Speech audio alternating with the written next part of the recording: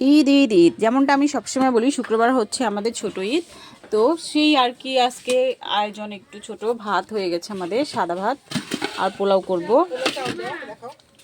এই তো সামান্য কিছু আয়োজন, এই সব কিছুই শেয়ার করবো আপনাদের সাথে।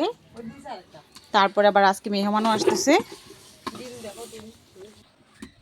এই গোষ্ঠটা হচ্ছে আমাদের কোরবানির, ওই যে বলেছিলাম বড় আপু এসেছে, সে বড় আপু হচ্ছে আমাদের জন্য রেখে দিয়েছিল, এতদিন আসা হয়নি, তো যখনই ওরা আসে তখন আর কি নিয়ে আসে কোরবানির পরপর। আজকে গোষ্ঠটা যেভাবে রান্না করবো সেটা হচ্ছে আমি গোষ্ঠটা আগে হচ্ছে প্রেশার কুকারে সিদ্ধ করে নেব, কারণ অনেক রান্না আর লাকড়ি চুলায় যেহেতু রান্না করবো, তো গোষ্ঠটা আগে প্রেশার কুকারে সিদ্ধ করে নিয়ে তারপর মশলা কষিয়ে রান্না করব। সব কিছুই আপনাদের সাথে শেয়ার করব। দিয়ে দিলাম গরম মশলা, তারপরে পেঁয়াজ প্রেশার দেবো, তো এই জন্য এই পেঁয়াজগুলো একটু বড় বড় করে কাটা হয়েছে, রসুনগুলো দিয়ে দাও। আর আজকের হচ্ছে গরু গোস্তটা হবে আমার বড়াপুর হাতের, যে দিয়ে দিচ্ছি একে একে সব মশলা। এখানে অল্প মশলা ইউজ করব, কারণ আবার মশলা কষিয়ে দিতে হবে। অল্প আদা রসুন সব অল্প দিব।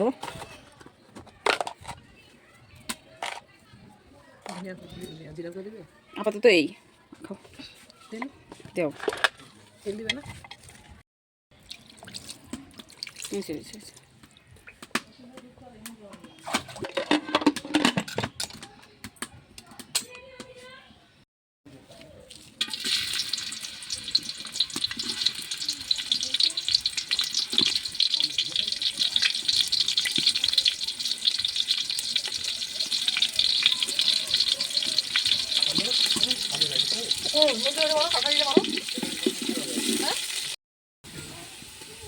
হবে জিরে পোলাও আর কিছু মটরশুঁটি আমি আগে থেকে রেখে দিয়েছিলাম, সেটা দিব।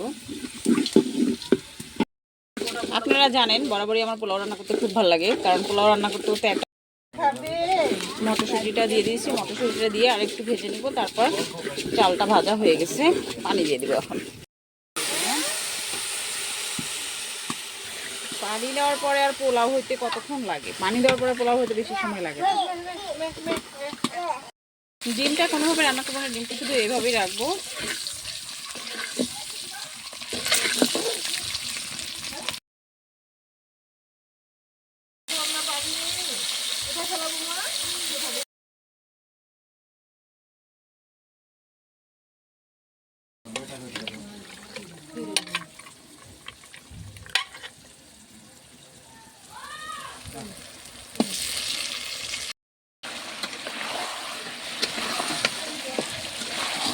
এখন এটা ভালোভাবে কষিয়ে তারপর একটু ঝোল দিয়ে নামিয়ে নেব।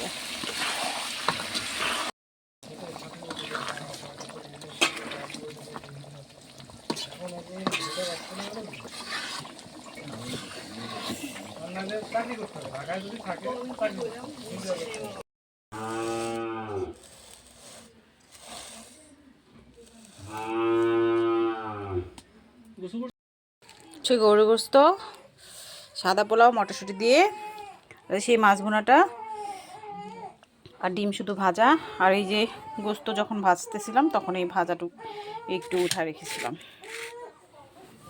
ঠিক আছে, এই যে আজকের আয়োজন। ধন্যবাদ।